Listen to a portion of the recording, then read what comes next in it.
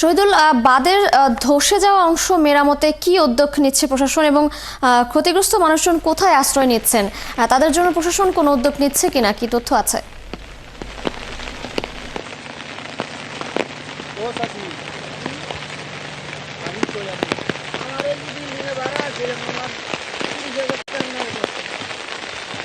আমি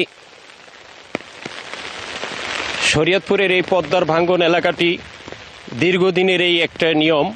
এটা পদ্মা সেতু হওয়ার পরে এবছর এই ভাঙ্গনের শুরুটা হয়েছে ঈদের আগে থেকে। এখন সেই পদ্মার ভাঙ্গনটা গত দুদিনের আগে যেভাবে হঠাৎ ভাঙ্গন শুরু হয়েছে, সেখানে মানুষ খুবই আতঙ্কিত ছিল। অনেক ঘরদুয়ার এখান থেকে সরিয়ে নিয়ে গেছে। আমরা যেখানটিতে দাঁড়িয়েছি সেই ভাঙ্গন এলাকাটিও ভাঙ্গনের কবলে। আমরা আপনাদের একটু দেখাচ্ছি, যে আপনারা লক্ষ্য করবেন যে এই যে ভাঙ্গনের যে জায়গাটি আমি কিছুক্ষণ আগে দাঁড়িয়েছিলাম, এই ভাঙ্গনের জায়গাটি এই যে আমরাও বিপজ্জনক অবস্থায় ছিলাম। এই যে আপনার পাশে লক্ষ্য করছেন যে একটা বল গেট আছে।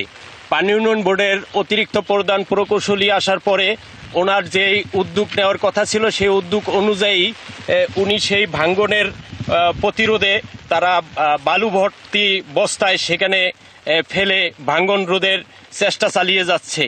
আর এখানে বৈরী আবহাওয়া ও যেই বৃষ্টি আপনারা লক্ষ্য করছেন, সেই বৃষ্টির কারণে এখানে আরও কাজের গতিগুলো একটু থেমে থেমে আছে। তো আপনারা লক্ষ্য করছেন যে বালু ভর্তি যেই বস্তাগুলো এখানে ফেলে রাখছে, সেগুলোর কারণে কিছু কিছু প্রতিরোধ হচ্ছে। আবার এখানে আবার ফাটলও লক্ষ্য করা যাচ্ছে। এই যে আপনারা দেখতে পাচ্ছেন এই যে ফাটলটা, তো মূলত আমাদের এখানে যে পদ্মার পাড়ের মানুষ আতঙ্কে আছে এবং সে ভোর থেকেই তারা হেঁটে চলাফেরা করতেছে। আসলে কি অবস্থা, কোথায় যাবে, এই যে গাছগুলো কেটে নিয়ে এইভাবে রেখেছে। তো এখানের যে উপজেলা নির্বাহী অফিসার কাবেরী রায়, উনি এই ভাঙ্গনের পরপরেই এখানে এসে যে অসহায় মানুষের পাশে দাঁড়িয়েছেন। তিনি শুকনো খাবারও তাদেরকে দিয়েছেন। আর এছাড়া জেলা বিএনপির সাধারণ সম্পাদক সর্দার একেম নাসির উদ্দিন কালু, তারপর এখানের বড় একটা এনজিও আছে এইচডিএস এর প্রতিষ্ঠাতা মুজিবুর মাতবর সহ ঊর্ধ্বতন কর্তৃপক্ষ অনেকে এখানে এসে ভাঙ্গন কবলিত এলাকা পরিদর্শন করে যাচ্ছেন।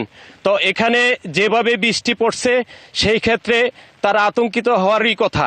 আর আপনারা দেখানোর চেষ্টা করছি, বৃষ্টির কারণে দেখা যাচ্ছে না, ওই পদ্মা সেতুটা সন্নিকটেই।